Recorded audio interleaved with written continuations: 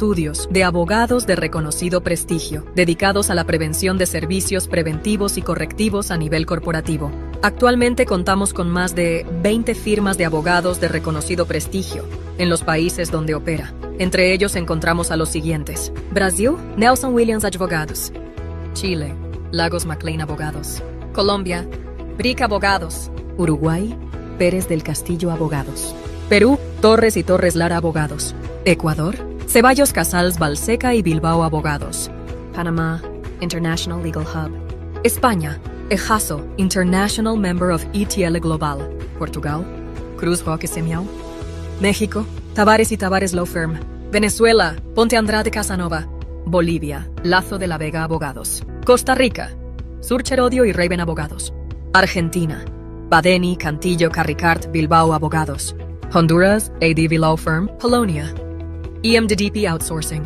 China y Vietnam, Desani Shida Associates; Australia, Lagos McLean Abogados Connect; República Dominicana, Fernández Poe Abogados Attorneys; Paraguay, Parquet y Asociados Abogados; Estados Unidos, Saltiel Law Group; Japón, Kikuchi y Partners.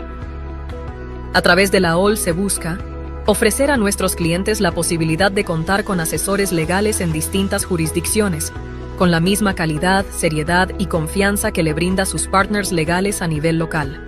Ofrecer espacios de capacitación y de conocimiento legal empresarial a los clientes que tengan intereses o presencial comercial a nivel internacional, mediante webinars y workshops de permanente difusión por parte de los miembros OL.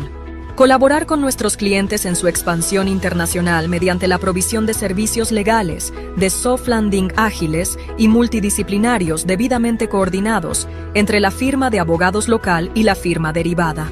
Abrir la conectividad empresarial que cada miembro de OL cuenta en sus mercados locales, poniéndolos a disposición de los clientes de nuestros asociados, colaborando en la ubicación de proveedores locales de referencia, posibles aliados o clientes.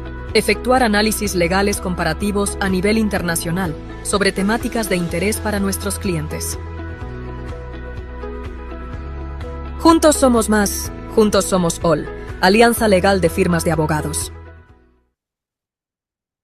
Muy buenos días a todos. Vamos a dar inicio a una nueva sesión del programa de capacitaciones que organiza la Alianza de Firmas de Abogados, la OL, y que está dirigido a los abogados que integran esta organización a fin de contribuir al crecimiento profesional de cada uno de ellos.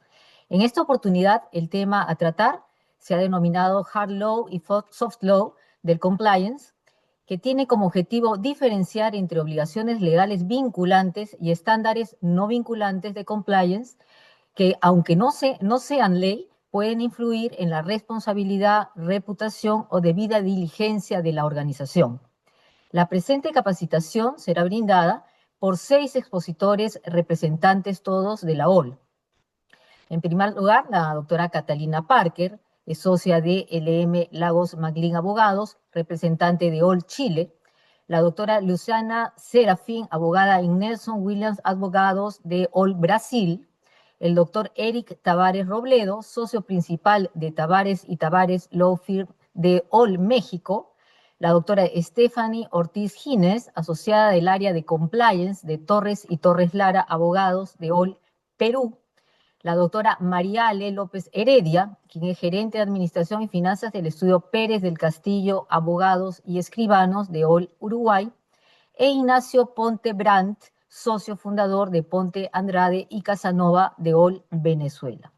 Cada uno de ellos contará con 5 minutos para su exposición. La capacitación debe durar un aproximado de 1 hora. Luego de contar con tiempo suficiente, se absolverán algunas dudas, por lo que les pedimos que mientras duren todas las exposiciones puedan redactar sus consultas en el propio chat del Zoom, pero sí les pedimos que sean muy puntuales y que indiquen a qué expositor van dirigidas, y así las respuestas también deberán ser muy puntuales por motivos de tiempo, ¿no? Les pedimos también que todos apaguemos nuestros micrófonos para escuchar de la mejor forma las exposiciones.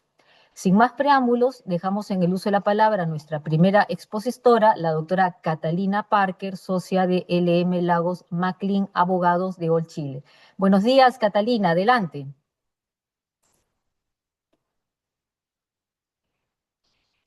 Hola, buenos días, ¿cómo están? Un gusto saludarlos. Voy a compartir pantalla.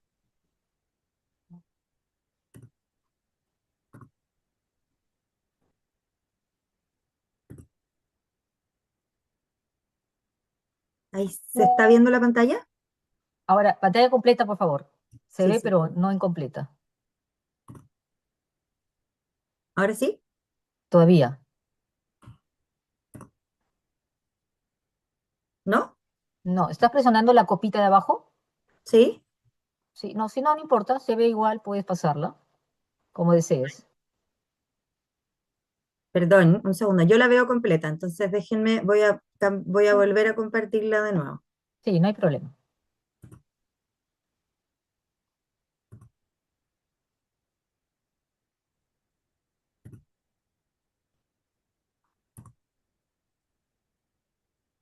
Ahora sí, ¿Sí? perfecto. Adelante, Catalina. Perfecto. Ya, buenos días a todos, perdón el inicio. Yo voy a empezar hablando, así que voy a hablar un poco de manera más general y voy a introducir a todos los que están acá que tal vez no lo saben, la diferencia entre el soft law y el hard law como concepto, ¿ya? Después vamos a pasar a los temas más detallados, un poco del compliance en cada país, pero en el fondo como conceptos generales y para introducirlos a todos en esta diferencia. El compliance, al final de cuentas, es el cumplimiento normativo. Y el cumplimiento normativo en todos los países se ha ido introduciendo, bueno, evidentemente que siempre ha existido, pero se ha ido introduciendo de manera más fuerte en la medida de que vamos teniendo más regulación en cada país, ¿ya? Sin embargo, perdón, eh, ahí sí.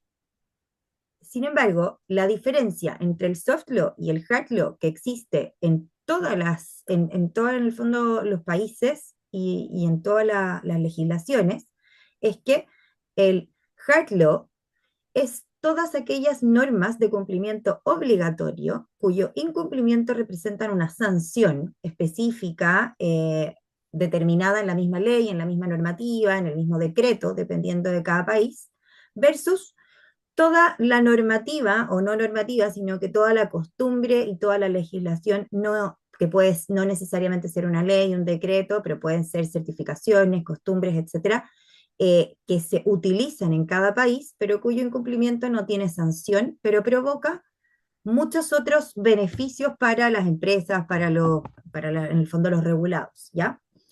Vamos a ver que la naturaleza y obligatoriedad del hard law son aquellas normas entonces que tienen fuerza legal y que tienen sanciones, o cuyo incumplimiento representa sanciones.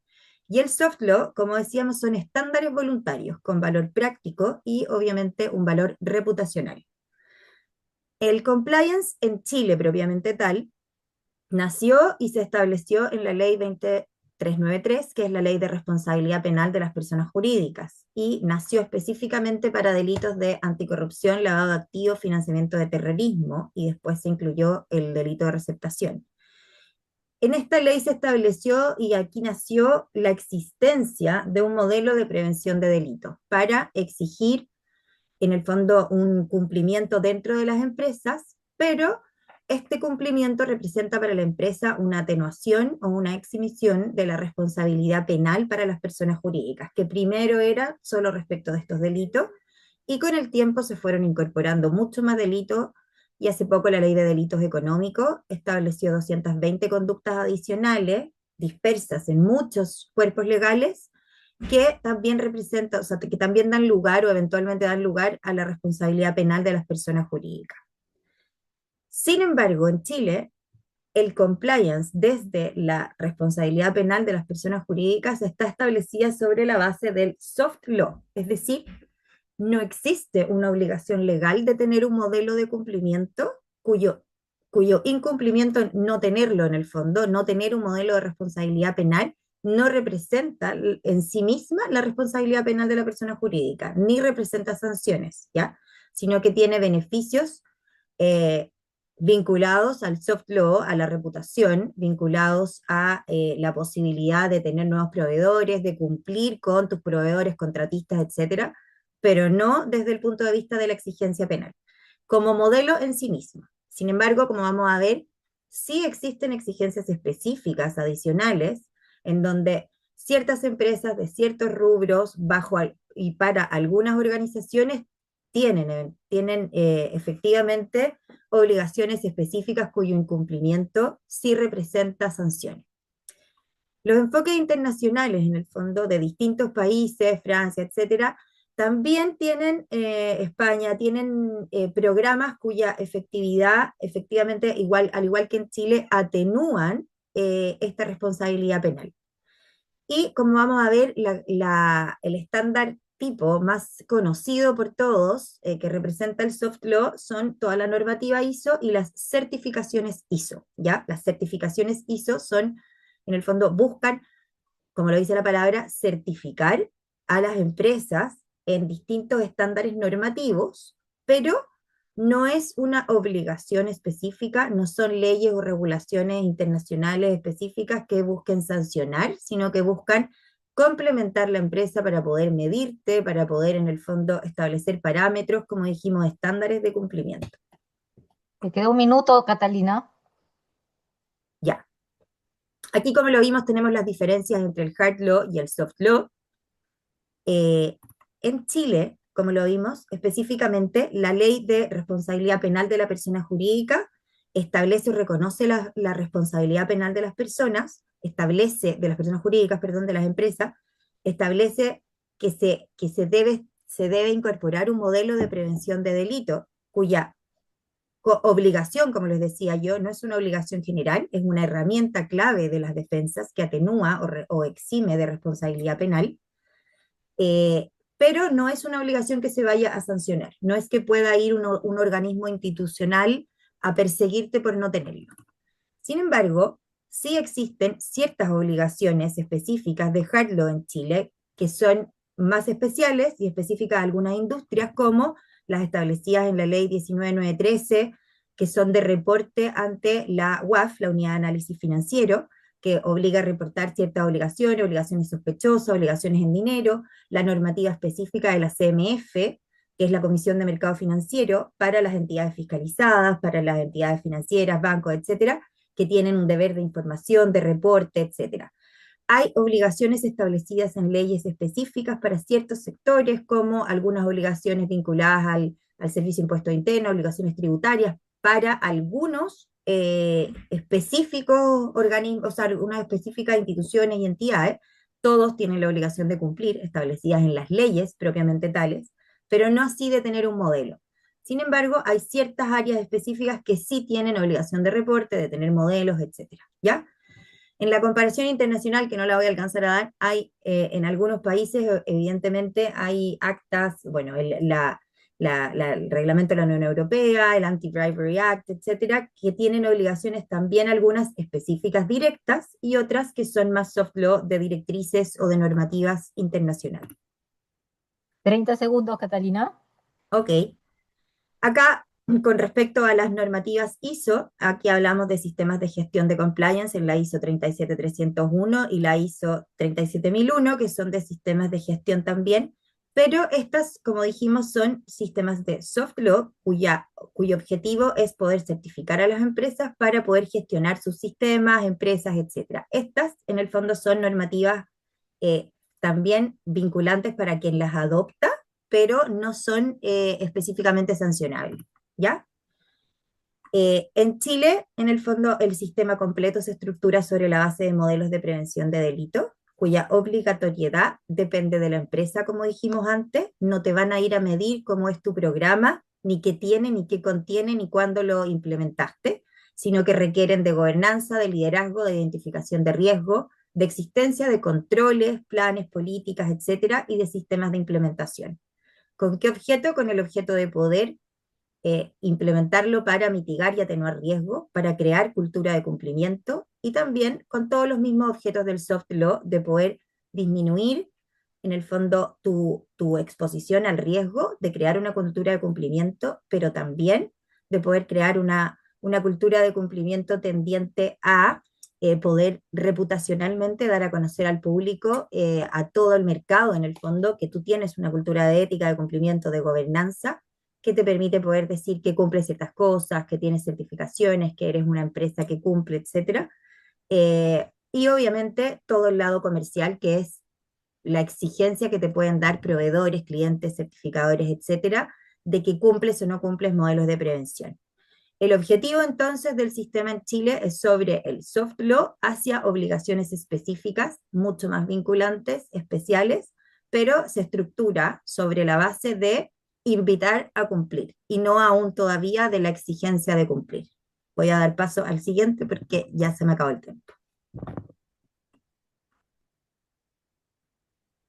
Ya, correcto. Y lo cortamos. En todo caso, en las preguntas de repente puedes complementar. Muchísimas gracias, Catalina. A continuación, la doctora Luciana Serafín, abogada de Nelson Williams, abogado de OL Brasil. Adelante, Luciana.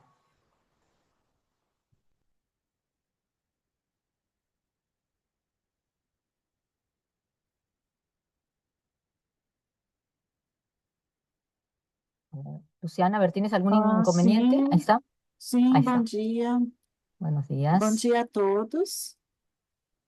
Para participantes. Ujú. Tô tentando.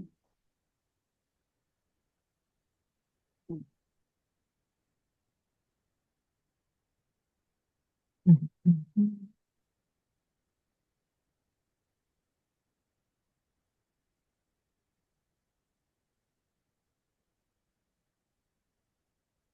Ponla en Ok? pantalla completa, por favor.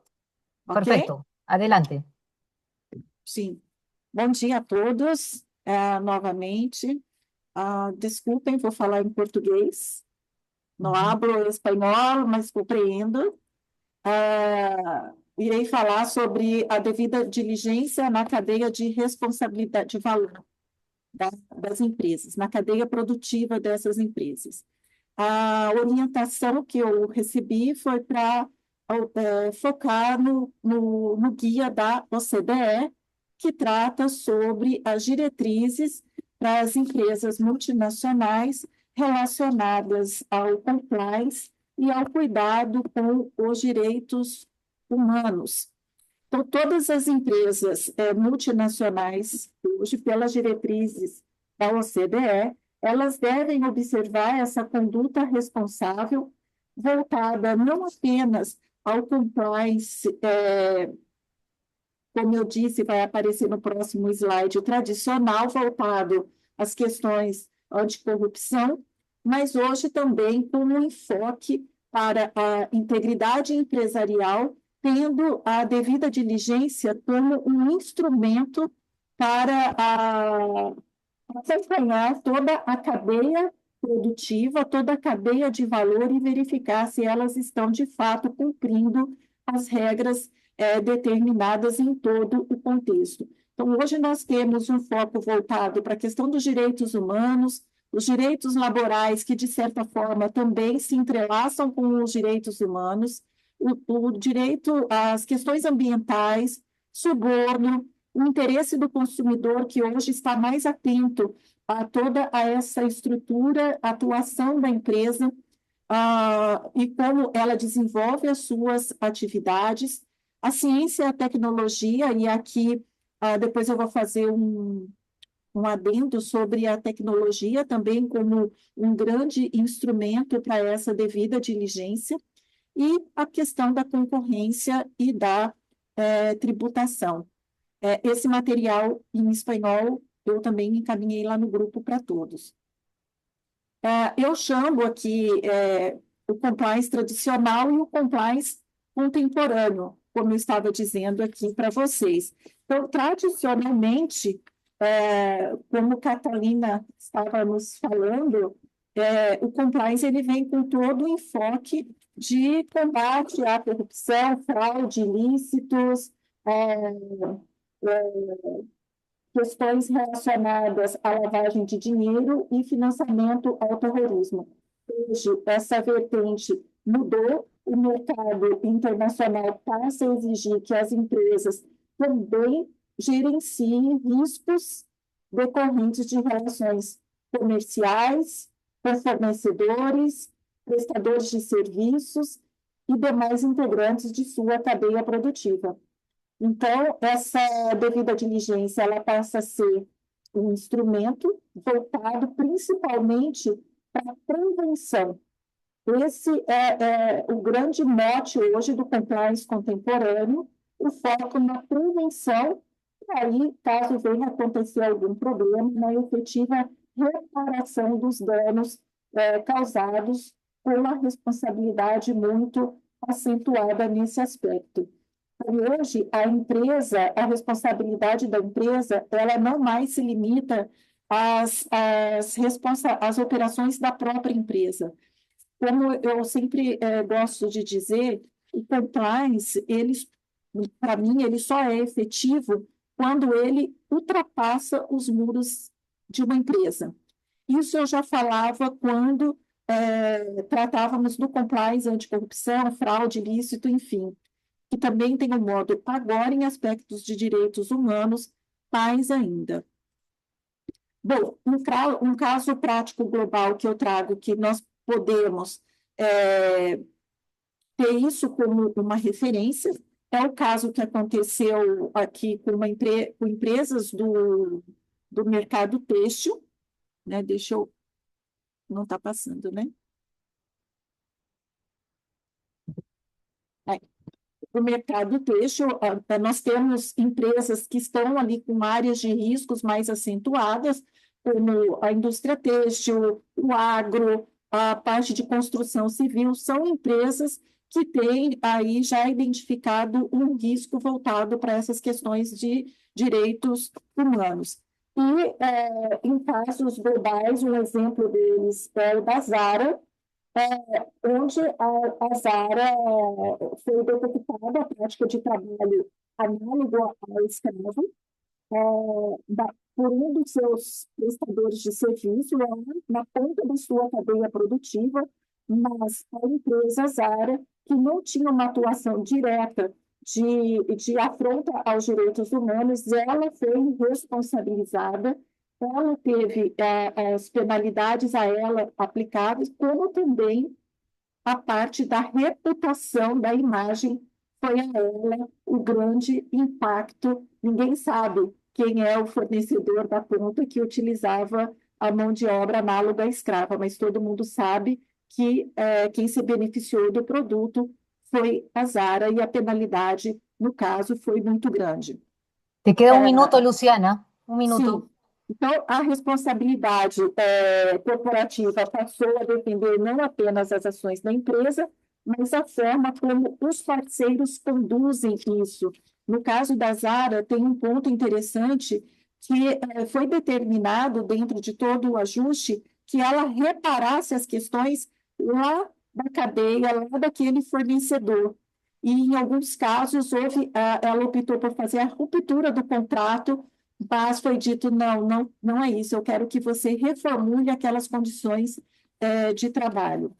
As diretrizes da OCDE, elas estão caminhando em conjunto com os princípios orientadores da ONU, né, que tratam sobre as questões de direitos humanos, e tem todo ali um checklist direcionado a essas questões, como incorporar a conduta empresarial as políticas e sistemas, e daí dentro desses sistemas são os fornecedores, os prestadores de serviços também integrando toda essa conduta empresarial de respeito aos direitos humanos, identificar os riscos e impactos, isso de acordo com a proporcionalidade, dependendo da área, dos setores com maior risco, prevenir e mitigar, monitoramento constante.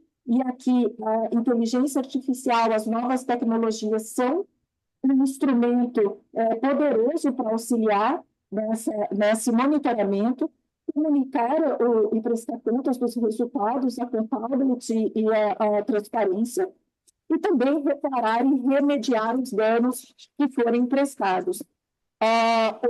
O que hoje nós conhecemos como soft law, nós estamos aí caminhando para que se torne hard law, e a devida diligência empresarial vai ser a ponte entre esses dois mundos, no meu modo de ver, porque as exigências elas passam a ser cada vez mais fortes e obrigatórias.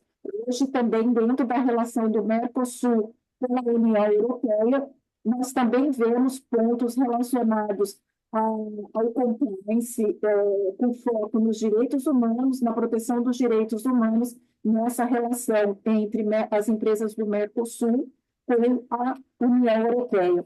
Então, os padrões inicialmente os voluntários, eles vêm se incorporando nos sistemas regulatórios e transformando em obrigações jurídicas concretas nessas relações.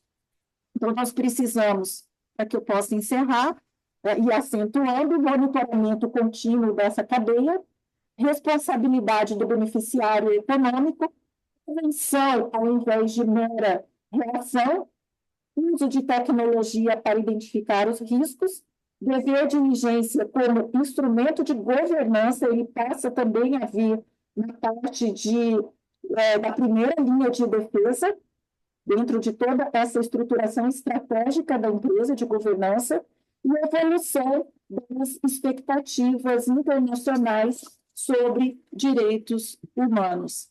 A essência, como já dizia Hannah Arendt, a essência dos direitos humanos é o direito de ter direitos. Gracias. Gracias, Luciana. A continuación, el doctor Eric Tavares Robledo, socio principal de Tavares y Tavares Law Firm de All México, iniciará su exposición. Adelante, Eric.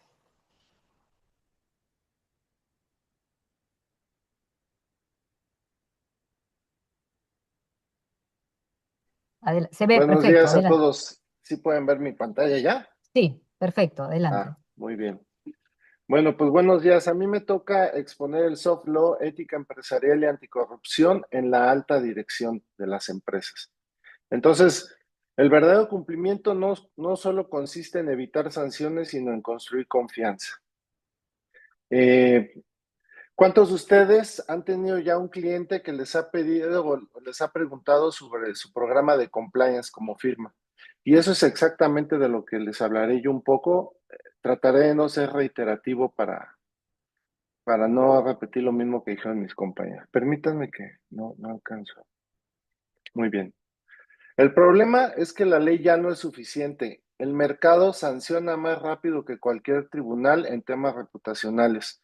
Para ello, pongo estos 3 ejemplos. Odebrecht, una empresa brasileña que tuvo operaciones clandestinas por medio de la alta dirección, que eran conscientes de ello. Estos pagos de sobornos fueron afectando en 12 países, lo cual llevó a multas de 2.6 billones de dólares para la empresa y también pues su quiebra, ¿no? Siemens, tenían ellos una partida de fondos clandestinos para contratos públicos con conocimiento de la alta dirección. La FCPA los sancionó por 1.6 millones de dólares y la reputación o lo que tuvieron que gastar ellos para volver a ser una empresa con reputación fue muy alto el precio y es día que todavía no se logran recuperar de ello. Y finalmente SNC Lavalin, una empresa canadiense que hacía pagos indebidos a funcionarios en Libia y Bangladesh, tuvieron que armar un acuerdo de enjuiciamiento diferido, o un DPA, como se conoce en Canadá, y esto generó una crisis política porque el gobierno también estaba inmiscuido, y esto pues costó más que cualquier sentencia en ese país. Lo que vemos ahorita aquí es que si bien la ley no los obligaba a tener un programa de cumplimiento, ellos al no tenerlo generaron esto. Por ello, ¿cuál es no pasa aquí. Listo.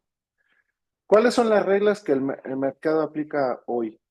Catalina ya nos hablaba un poco del hard law, el FCPA de Estados Unidos, la UK Bribery Act, la LFCE, bueno, la Ley Federal de Competencia Económica o Código Penal Federal en México, la Ley de 1778, todas estas son leyes que las empresas ya deben aplicar. Sin embargo, también en el soft law, que ya nos platicó también nuestra compañera de Brasil, habla de la guía práctica de la Oficina de las Naciones Unidas contra la Droga y el Delito, que si bien no es vinculante, sí se sanciona reputacionalmente en el mercado. El Pacto Global de las Naciones Unidas en el punto 10 habla sobre combatir la corrupción, la extorsión y el soborno en todas sus formas, y este pacto pues es parte integrante de todos los países que forman en la ONU. La certificación ISO 37001, que esto va más hacia el tema de exigencia de clientes y proveedores, la guía práctica antilavado de la OCDE, que obliga a los due diligence de socios y los inversionistas, y finalmente la Convención de las Naciones Unidas contra la Corrupción. Este fue el primer instrumento vinculante que suscribieron los integrantes de la ONU, que obliga al país a generar o a crear leyes vinculantes anticorrupción. Este fue el primer acto que subió de soft law a ser un hard law vinculante en los países. Bueno, la guía práctica de la Oficina de las Naciones Unidas contra la Droga y el Delito nos marca 3 programas de integridad. El primero es Tone of the Top o tono desde la cima, donde el Consejo aprueba, los socios modelan y se dice que no se puede delegar estas tareas. El número 2 es crear los sistemas de control. Existen 4 pilares fundamentales en los sistemas de control, que es código de ética, la política de regalos, conflicto de intereses y canal de denuncias que sugiere que todas las empresas deben de tener. Y finalmente, cultura y monitoreo, a través de capacitación continua, KPIs y mejora permanente. Se dice que un programa que no se mide no existe, y un programa que no se actualiza caduca. Ahora, la cultura, el top from the top, o la responsabilidad no se delega. La cultura de cumplimiento no se decreta, se modela el comportamiento consistente de los líderes. Para ello, estos 4 pilares que deben de atender a la cultura de cumplimiento, en primer lugar es el Consejo de Administración, que aprueba la política, supervisa al compliance officer, reporta al mercado, y este no es decorativo, es responsable jurídicamente en velar por ello. Los socios y la alta dirección modelan las conductas sin excepciones. Si el socio o el director hace una excepción para un cliente, el programa se rompe en ese momento. El compliance officer, que la mayoría conocemos, que diseña, monitorea y reporta directamente al consejo, no al CEO ni al director general, porque si fuera así, esa línea no tiene independencia funcional de programa y en ese caso no serviría. Y finalmente, el equipo jurídico, que aplica, declara conflictos, completa la capacitación y deben de tener el tiempo necesario para ello. Un minuto, Eric. Gracias. ¿Cuál es el nuevo rol del abogado? Anteriormente era un asesor reactivo que defendía y gestionaba los litigios, ¿no? Ahora es un arquitecto de integridad. Previene, diseña diseña sistemas y construye confianza para los clientes y los clientes de sus clientes. El servicio de alto valor que podemos ofrecer nosotros son diseños de programa de compliance, investigaciones internas, due diligence a terceros, auditorías de integridad, capacitación ejecutiva y monitoreo de cultura ética. ¿Qué debe de tener un programa hoy? No los voy a explicar, los voy a leer. Compromiso de liderazgo, evaluación de riesgos, código de ética y políticas, canal de denuncias, capacitación trazable y un monitoreo y mejora continua. La integridad es la decisión estratégica más rentable. La corrupción no es únicamente un problema legal, es un problema de liderazgo y de cultura organizacional. Las organizaciones sostenibles son aquellas que convierten la integridad en una decisión estratégica y en una ventaja competitiva. El verdadero cumplimiento no consiste en evitar sanciones, sino en construir confianza. ¿Cuál es el siguiente paso para nuestras firmas o para nuestros clientes? Generales diagnósticos de compliance, diseños de programa, capacitación ejecutiva y apoyarlos en investigaciones internas. Muchas gracias. Muchas gracias, Eric. A continuación, la doctora Stephanie Ortiz Gines, asociada del área de compliance de Torres y Torres Lara Abogados, iniciará su exposición. Adelante, Stephanie, buenos días. Buenos días con todos. Pueden ver correctamente mi pantalla, ¿verdad? Ahorita, espérate un segundito. Ahorita sí, correcto, adelante. Perfecto. Bien, En mi caso, voy a tratar la responsabilidad legal por corrupción y soborno transnacional. Aquí ya estamos entrando al hard law. Bien, hemos escuchado a los expositores sobre el soft law, y en este caso, para empezar, voy a plantearles un pequeño imaginemos. Imaginemos que esta empresa extranjera quiere ganar una licitación en mi país, en Perú, y para lograrlo, le ofrece un tipo de pago indebido, una promesa, o tal vez algún beneficio a un funcionario peruano.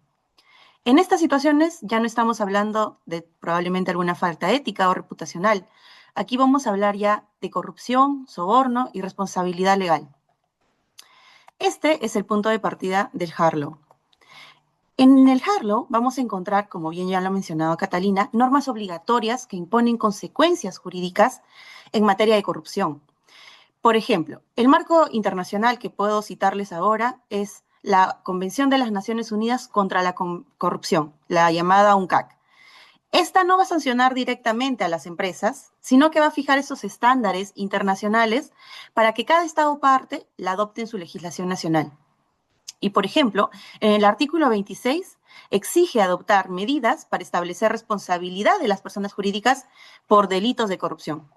Y esto es relevante porque claramente el derecho penal tradicional que ha venido desarrollándose por años es que la responsabilidad penal es personalísima, o sea, solamente una persona lo puede realizar. ¿Por qué? Porque existe el dolo, existe la culpa. Y estos elementos claramente no lo vamos a poder encontrar o no le vamos a poder atribuir a una persona jurídica. Sin embargo, frente a la criminalidad empresarial que se ha ido desarrollando en los últimos años, ya no va a bastar con perseguir a estas personas jurídicas, sino que también, a las personas naturales, sino que también a las personas jurídicas que se ven beneficiadas del acto delictivo. Y es ahí donde entra, por ejemplo, la Ley 3424 en el marco peruano.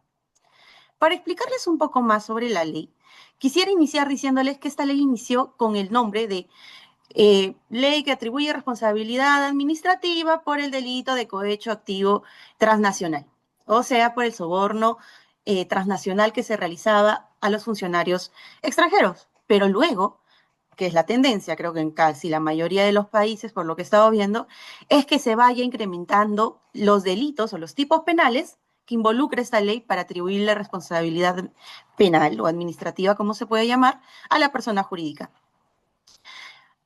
Por ejemplo, en el Perú vemos 18 delitos en 40 tipos o modalidades que se pueden aplicar a las personas jurídicas, nacionales o extranjeras.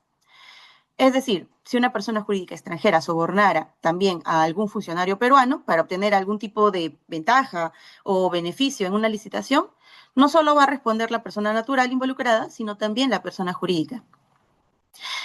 Y esto se debe a que la ley 3424 va a tener una característica bastante interesante. Si bien es cierto, tenemos por un lado el hard law fuerte, donde nos prohíben, donde nos dan todos estos tipos penales, y va a combinar esta sanción con prevención. Es decir, tenemos hard law y soft law. ¿Por qué? Porque por un lado, por este otro lado, incorpora que la lógica del compliance penal se realice mediante un modelo de prevención. Es decir, este modelo de prevención llamado compliance, como ya lo han explicado, para el Perú no funciona de una forma fiscalizada permanente por una autoridad.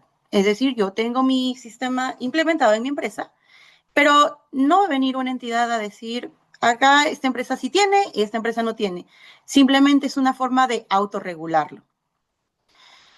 Más bien opera de alguna forma distinta o se activa cuando entramos a una etapa de investigación penal. Es decir, nosotros tenemos una entidad que se llama la Superintendencia de Mercado de Valores.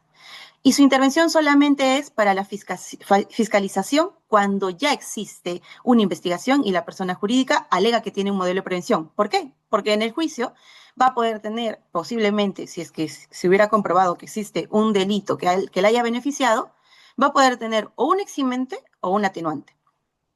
En ese escenario, va a emitir un informe técnico sobre la implementación de que efectivamente la empresa tiene todo el sistema de prevención y este va a funcionar como medio probatorio para determinar si corresponde, como les comentaba, el eximente o el atenuante.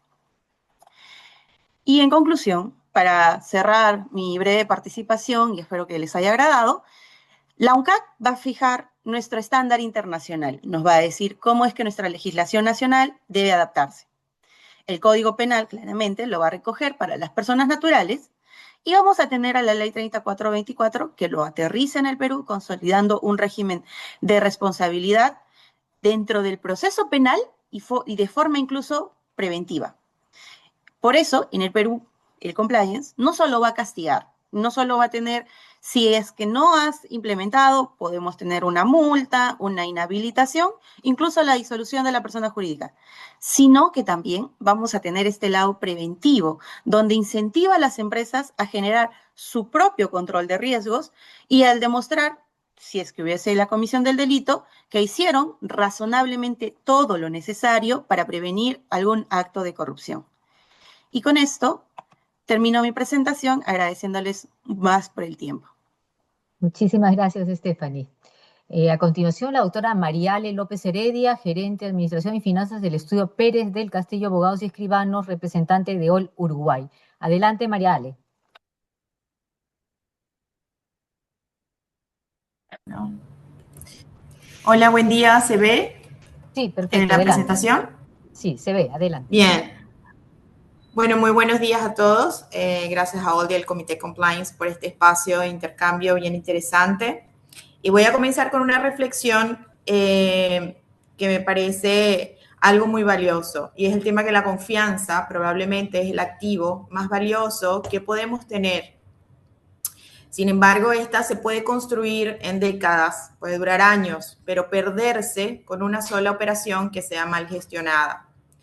Por eso la prevención del lavado de activos y financiamiento del terrorismo es mucho más que una obligación legal, es una herramienta para proteger la reputación y la credibilidad institucional. Y ese es el tema que a nosotros nos compete hoy, la prevención del lavado de activos y financiamiento del terrorismo. Aunque solemos mencionar las juntas, el lavado de dinero o el lavado de activos y el financiamiento del terrorismo tienen dos objetivos totalmente distintos. El lavado de activos busca ocultar el origen ilícito de los fondos, mientras que el financiamiento del terrorismo busca ocultar el destino. En términos simples, el lavado nos preocupa es de dónde viene el dinero y en el financiamiento del terrorismo nos preocupa es hacia dónde va el dinero. Esta problemática mueve entre el 2% y el 5% del Producto Interno Bruto Mundial cada año. Estaríamos hablando una estimación que hace la Oficina de las Naciones Unidas contra la Droga y el Delito de unos 800 mil millones a 2 billones de dólares y creo que pasa. El principal estándar internacional es el Grupo de Acción Financiera Internacional, conocido como el GAFI, creado en 1989 con un alcance de más de 200 jurisdicciones. Sus recomendaciones se apoyan en 4 pilares. Hay un marco legal, una debida diligencia, reportes y transparencias y la supervisión y las sanciones. Estas recomendaciones nacen como soft law internacional y sirven de base para los sistemas de prevención en todo el mundo. Por eso es que el soft law internacional es la implementación básicamente del soft law. Aquí, en esta lámina, les voy a mostrar la línea del tiempo, cómo Uruguay ha venido fortaleciendo su sistema de prevención, incorporando gradualmente mejoras prácticas internacionales hasta consolidar su régimen actual. La ley 19.574 incorporó conceptos claves como beneficiario final, enfoque basado en riesgo y el fortalecimiento del rol de la CENACLAF. ¿Quién es la CENACLAF para Uruguay? Es el ente coordinador que hace cumplir todas estas recomendaciones el Grupo de Acción Financiera Internacional, lo implementa y lo sanciona en nuestro país. O sea, ¿qué quiere decir? Que nosotros estamos obligados, somos sujetos obligados ante la ley para el tema del lavado de dinero y de financiamiento al terrorismo. Aquí es donde estas recomendaciones nacen como soft law y sirven de base para la prevención en todo el mundo. Luego tenemos cómo se ve completamente el proceso completo. Está GAFI, que es el estándar Luego viene la CENACLAF, que es la Secretaría Nacional de la Lucha contra el Lavado de Activos y el Financiamiento al Terrorismo, que como dije es la coordinadora que hace que estas regulaciones se cumplan y sean obligadas en el país a través de la legislación, que es la ley 19.574 y sus decretos. Y luego vienen todo lo que es la parte de cumplimiento, que son los sujetos obligados. Así se produce la transición entre el soft law y el hard law en Uruguay. Vamos a ver un caso práctico. Tenemos una sociedad uruguaya con una participación extranjera que adquiere un inmueble por 1.5 millones de dólares y los fondos provienen del exterior. Inmediatamente nosotros vamos a identificar señales de alerta o señales de riesgo. Hay un beneficiario final que no está identificado, hay un origen de los fondos a verificar, hay una operación de monto significativo. Y entonces, ¿qué corresponde hacer? Aplicar un enfoque basado en riesgo. Identificar al cliente y al beneficiario final, verificar el origen de los fondos, documentar la operación y evaluar si corresponde aplicar un reporte de operaciones sospechosas. Aquí lo importante es entender que la señal de riesgo no necesariamente implica una irregularidad, implica que hay una obligación de profundizar en el análisis, porque hay que identificar tanto el cliente como el beneficiario final, hay que hacer una evaluación de riesgo, hay que aplicar debida diligencia, o bien sea la estándar o la reforzada, hay que verificar el origen de la trazabilidad de los fondos, documentar la operación y evaluar la necesidad de presentar un reporte de operación sospechosa ante el ente competente. Y bueno, para finalizar ya nuestra presentación, conocer al cliente, identificar los riesgos, actuar de una forma adecuada, siguiendo los pilares del sistema que anteriormente les comenté.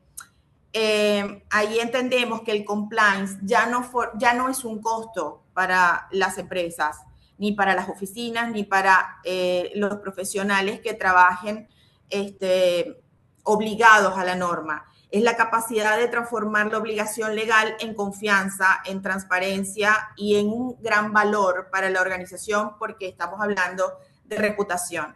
A veces la parte económica suele apartarse porque el riesgo reputacional es bastante más fuerte cuando cae. Bueno, muchas gracias. Muchas gracias, Mariale. Muchísimas gracias. Retornamos en la etapa de preguntas. A continuación, y ya para finalizar la etapa de exposiciones, presento al doctor Ignacio Ponte Brand, socio fundador de Ponte, Andrade y Casanova, representante de OL Venezuela. Adelante, Ignacio. Buenos días, ¿cómo están todos? Mucho gusto.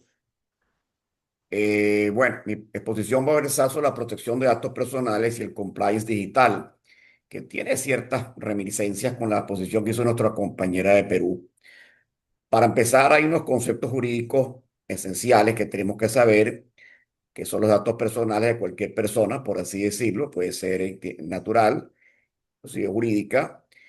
Luego, los datos sensibles de esas personas, que aunque no nos parezcan que sean a veces muy importantes en ciertas zonas del mundo, son religión, Medio Oriente, Estados Unidos, Europa. Se han conocido casos bastante claros en ese sentido, no tanto creo yo en Venezuela. Y luego está el tratamiento de esas operaciones que deben de ser llevadas a cabo sobre la recogida, el registro, la consulta, la comunicación por transferencia, entre otros. Adicionalmente, entonces pasamos al dato de lo que es el responsable del encargado. El responsable es quien determina, evidentemente, el procesamiento de los datos y asume la carga de esa data, evidentemente, en los sistemas. Mientras que el encargado, que puede ser perfectamente un tercero, o es lo normal que sea un tercero, procesa la información que recibe el responsable y debería tener como norma un contrato vinculante. El avance del hard law comienza en el año 1981 con la primera legislación que se puede decir en ese aspecto, que fue la del convenio 108 y 108 Plus.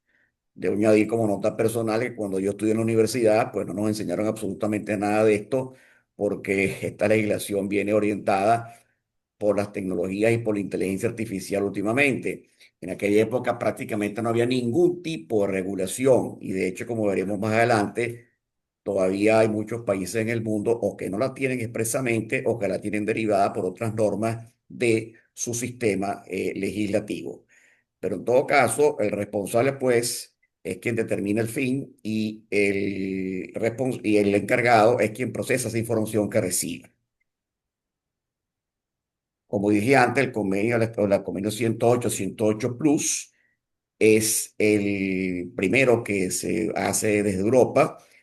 Prohíbe evidentemente la transferencia hacia países o jurisdicciones que no tengan una protección que sea equivalente, por lo cual se exigen cláusulas que puedan regular ese tipo de sistema.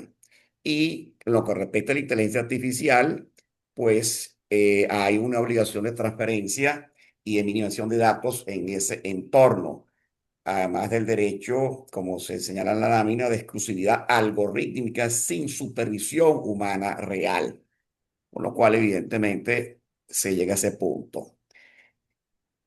En el marco legal de Venezuela, realmente no existe una ley expresa en el punto en concreto, a diferencia de otros países.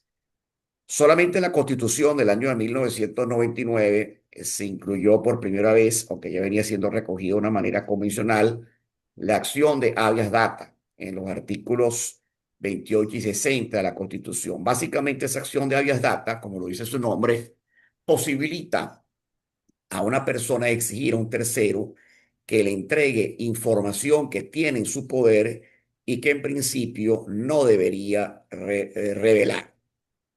De hecho, en nuestra legislación, en lo que respecta a los bancos y las aseguradoras, sus organismos reguladores, son la SUDEBAN y la SUDEASEC, Superintendencia de Banco y la Superintendencia de Seguro, regulan de una manera muy estricta el sigilo bancario y la posibilidad de acceder al mismo a través de los tribunales o bien de acciones justamente como dije antes, que permitan al tercero obtener esa información que en principio pues no tendría la posibilidad de hacer.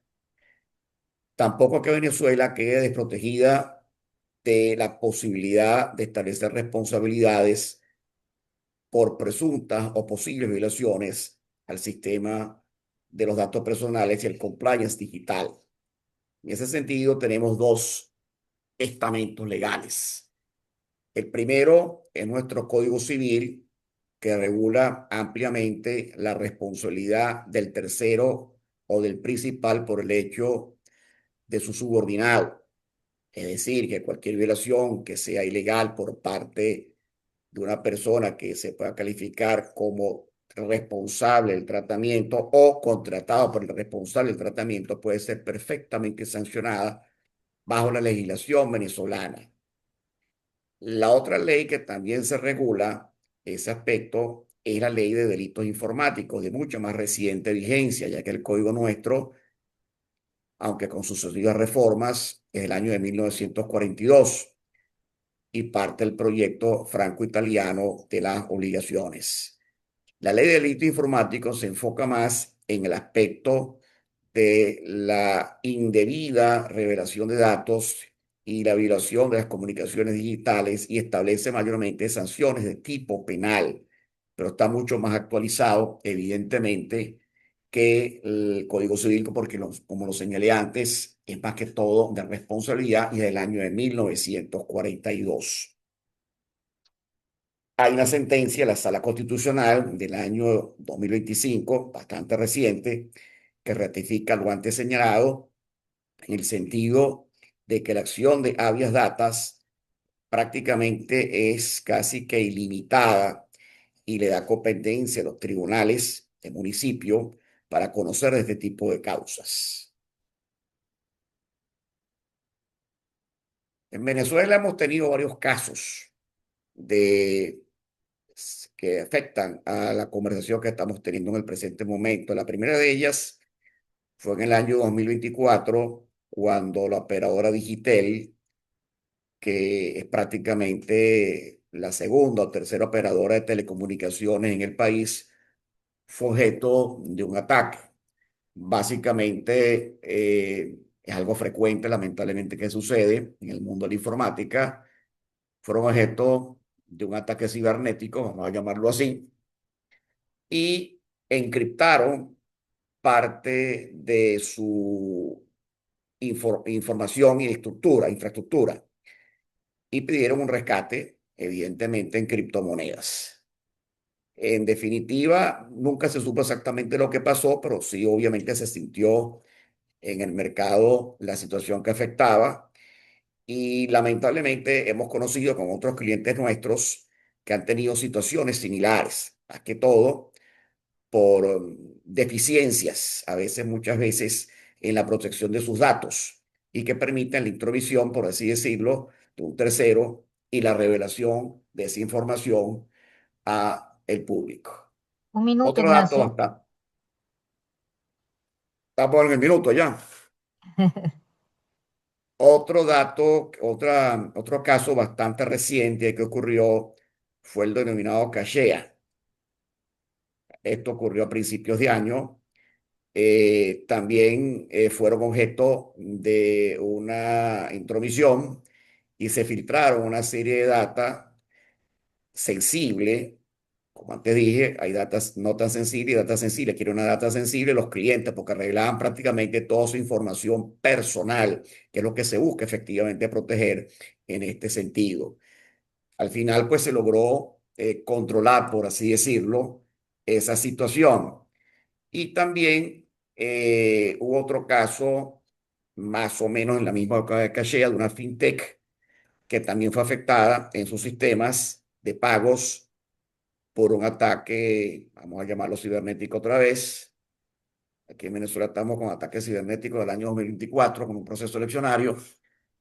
Y sucedió lo mismo, también encriptaron esa información que tenían. ¿Cuál es entonces, como resumen, el checklist que habría que hacer de esta situación que estamos definiendo? Lo primero es que se tenga una base legal y de consentimiento, evidentemente, que sea clara, explícita y que no sea objeto de que pueda ser manipulada por patrones engañosos.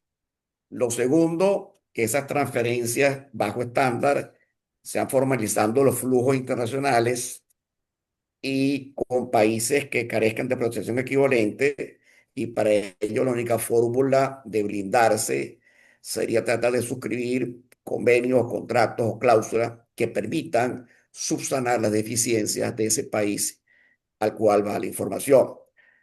Lo tercero es una evaluación de algoritmos, o sea, hacer constantemente auditorías sobre los modelos de inteligencia artificial y el perfilamiento predictivo que hay.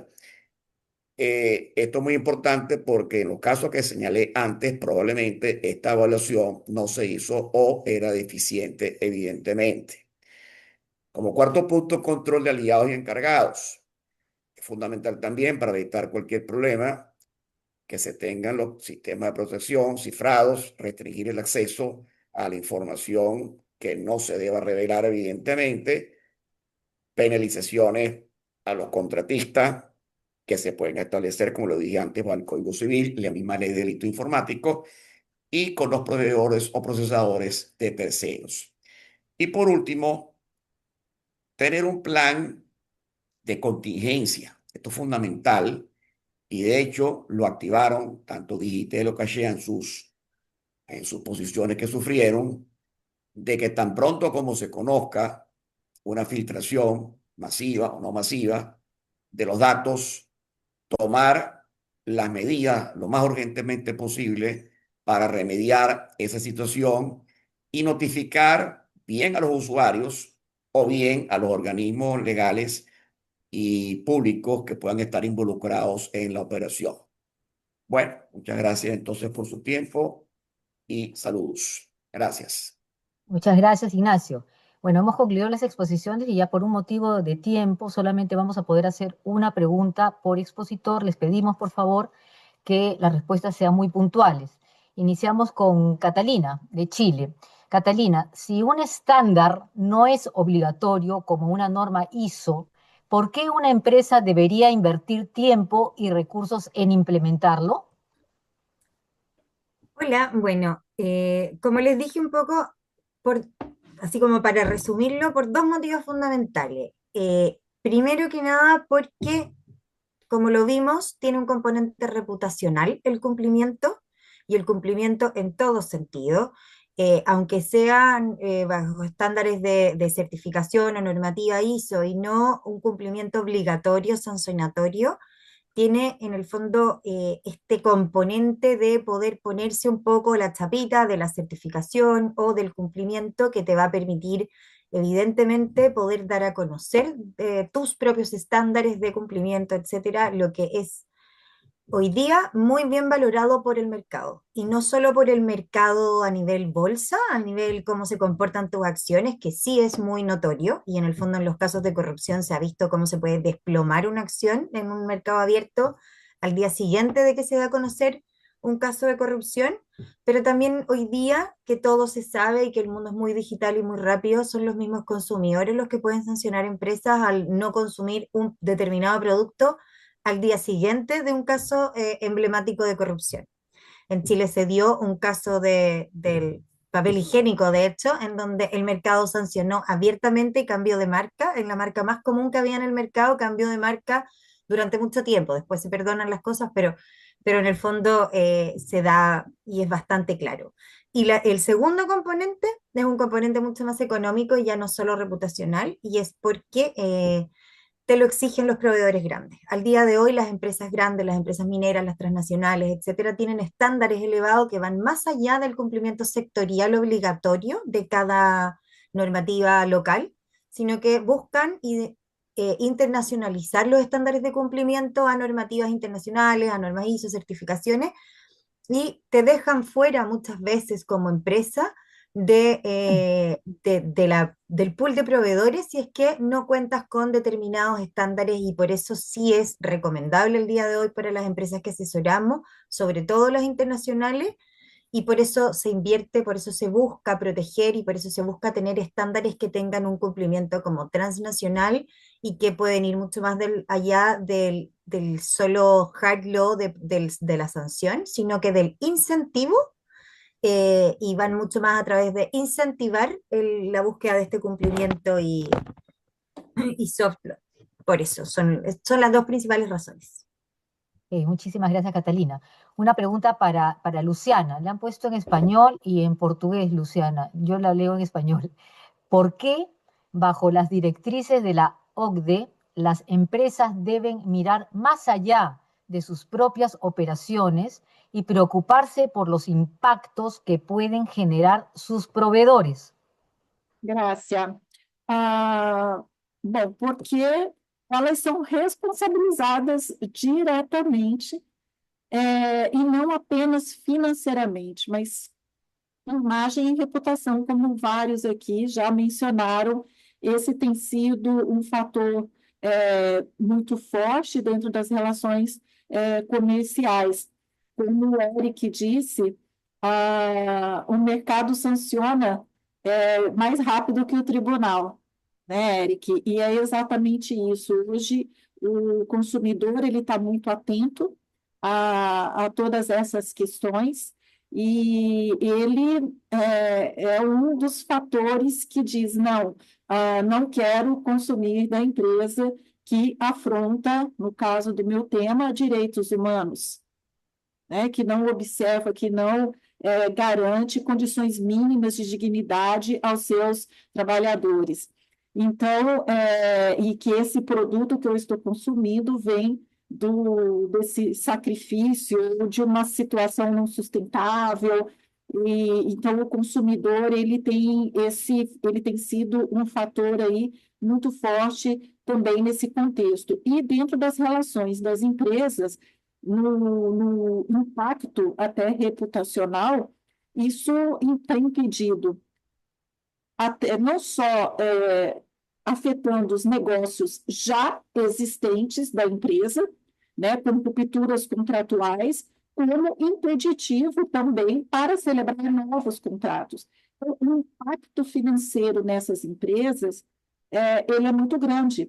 Então, nós temos uma situação de responsabilidade, e aqui, dentro da nossa legislação no Brasil, está até caminhando para uma responsabilidade objetiva diante da visão do poluidor-pagador, agregando o meio ambiente de trabalho a toda a vertente do meio ambiente como um todo. O nosso Código Penal também prevê penalidade penal criminal para quem pratica questões relacionadas a trabalhos análogos à escravidão, né, ao escravo, e nesse aspecto, o impacto financeiro, responsabilidade civil, trabalhista, aqui, inclusive criminal, e as questões dos consumidores, dentro da não mais consumo daquele produto, tem feito com que a empresa, o compliance não seja um custo, o custo é não ter o compliance. Então, eu tenho que cuidar de toda essa minha cadeia produtiva para que eu não venha pagar essa conta por um ato que eu não tenha praticado diretamente. Gracias, Luciano. Para Eric Tavares, ¿qué tan grave puede ser el impacto legal por no tener implementado un sistema de compliance soft law en la empresa? Bueno, voy a platicar un poco de lo que puede pasar en México. Con la reforma en México, bueno, la publicación del Código Nacional de Procedimientos Penales, por primera vez se habló del delito para las personas jurídicas o personas morales. Una de las atenuantes de la responsabilidad es la debida diligencia. El artículo 421 de este código señala que las empresas serán responsables por no tener la debida diligencia de cuidado en sus operaciones. Con esto se establece que ya el impacto que puede tener una conducta adversa puede ser de índole penal, y esto puede llevar no solo a la liquidación o extinción de la empresa, sino también a una responsabilidad de los socios, como expuse hace rato, de la alta dirección, de velar que el cumplimiento no solo exista, sino que se aplique y se le dé seguimiento al mismo en las empresas. En México esto, bueno, pues vino a cambiar todo el tema de cumplimiento. Se está solicitando, más bien se está ya requiriendo por parte de la autoridad que tengas tus planes de cumplimiento. Anteriormente, pues con pagar los impuestos cumplías con la ley en México. Hoy no nada más se trata de eso, hablamos de temas de datos personales, políticas de prevención, bueno, más bien no políticas, manuales de prevención del lavado de dinero.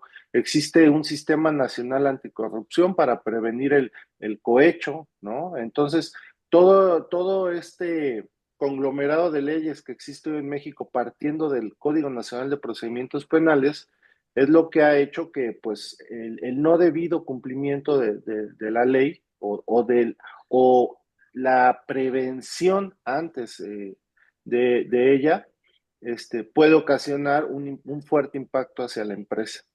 Gracias. Gracias, Eric. Y ahora para Stephanie de Perú. Si la responsabilidad penal es personalísima, Stephanie, la ley 30.424 ¿realmente sanciona a la empresa por el delito o la sanciona por un defecto de organización? Bien, gracias por la pregunta, doctora. Ciertamente hay una posición dividida porque, como les había comentado, lo que se busca es sancionar el delito, y el delito tiene un componente claro en el sistema penal, ¿no? La culpa y el dolo.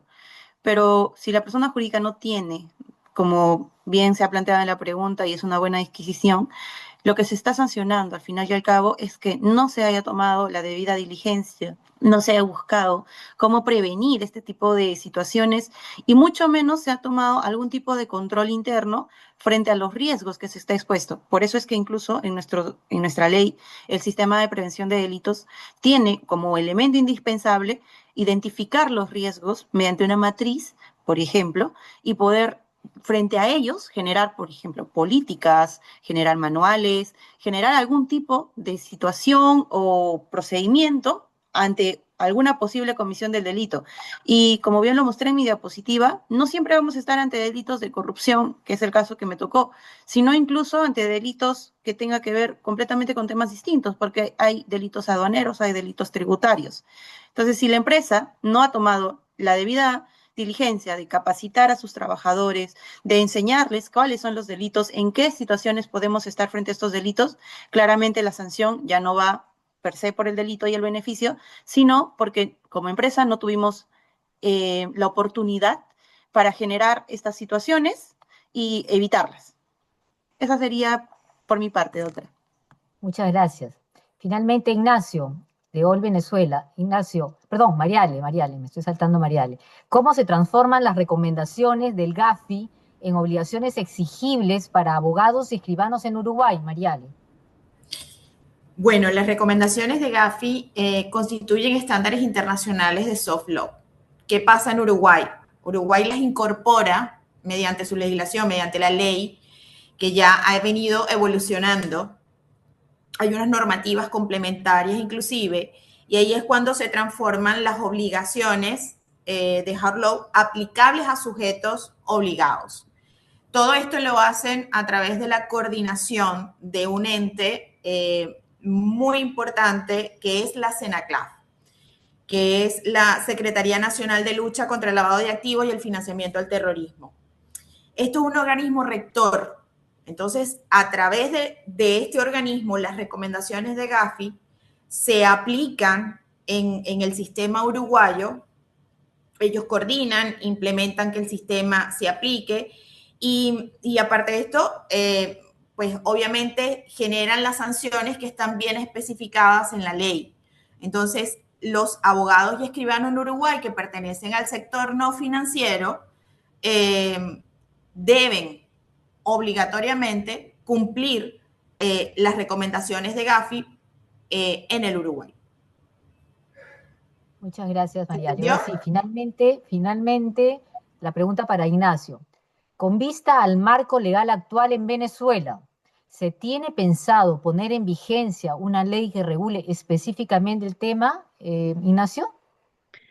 Sí, como referí en mi posición, se ha reconocido, y la verdad lo reitero, es que hace muchos años esta materia no se enseñaba en las universidades porque no existía, por así decirlo. Pero con visto a los recientes acontecimientos de años para acá, ya sabemos que en 1981 se dictó el Convenio 108, el Congreso está trabajando en ese punto, porque no podemos seguir con un basamento de 1942 del Código Civil y la Ley de Delitos Informáticos, que es relativamente reciente, y se plantea poner en vigencia. Sin embargo, ya el mismo gobierno, cuando, por ejemplo, ha promulgado la ley de banco o la ley de seguro, le ha dado actividades muy amplias de fiscalización en el sentido del hard law, tanto a la superintendencia de bancos como a la superintendencia de seguros. También tenemos la Comisión Nacional de Valores, que regula todo el aspecto transaccional, bolsa, valores, que también tiene posibilidad de intervenir.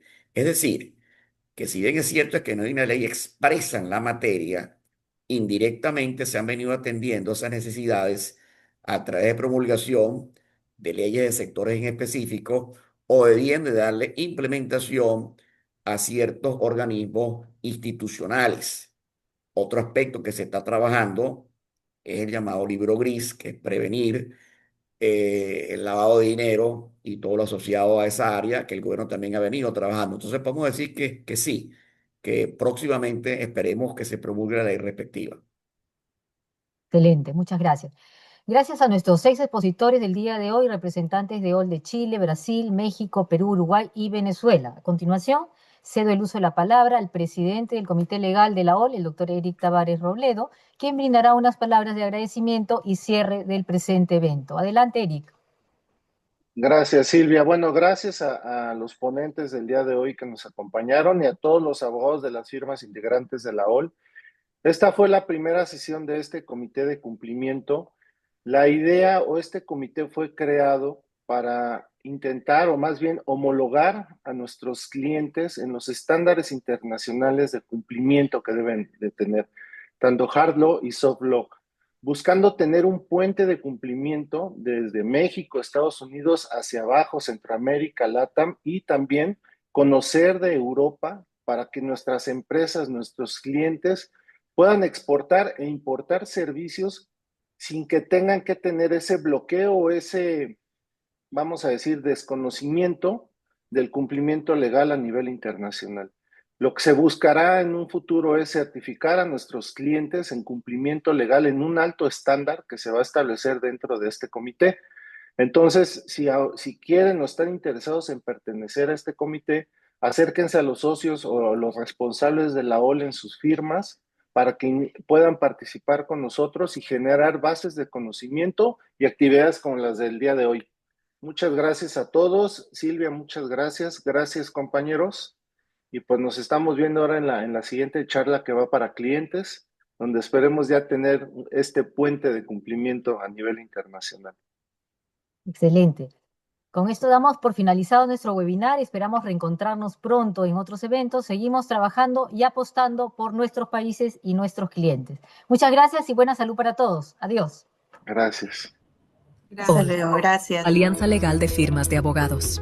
La OL es una alianza internacional de estudios de abogados de reconocido prestigio, dedicados a la prevención de servicios preventivos y correctivos a nivel corporativo. Actualmente contamos con más de 20 firmas de abogados de reconocido prestigio en los países donde opera. Entre ellos encontramos a los siguientes: Brasil, Nelson Williams Advogados; Chile, Lagos McLean Abogados; Colombia, Brick Abogados; Uruguay, Pérez del Castillo Abogados; Perú, Torres y Torres Lara Abogados; Ecuador, Ceballos Casals Balseca y Bilbao Abogados; Panamá, International Legal Hub; España, EJASO, International Member of ETL Global; Portugal, Cruz Roque Semiao; México, Tavares y Tavares Law Firm; Venezuela, Ponte Andrade Casanova; Bolivia, Lazo de la Vega Abogados; Costa Rica, Surcher Odio y Raven Abogados; Argentina, Badeni, Cantillo, Carricart, Bilbao Abogados; Honduras, ADV Law Firm, Polonia; EMDDP Outsourcing; China y Vietnam, De Sun y Shida Associates; Australia, Lagos McLean Abogados Connect; República Dominicana, Fernández Poe Abogados Attorneys; Paraguay, Parquet y Asociados Abogados; Estados Unidos, Saltiel Law Group; Japón, Kikuchi y Partners. A través de la OL se busca ofrecer a nuestros clientes la posibilidad de contar con asesores legales en distintas jurisdicciones, con la misma calidad, seriedad y confianza que le brinda sus partners legales a nivel local.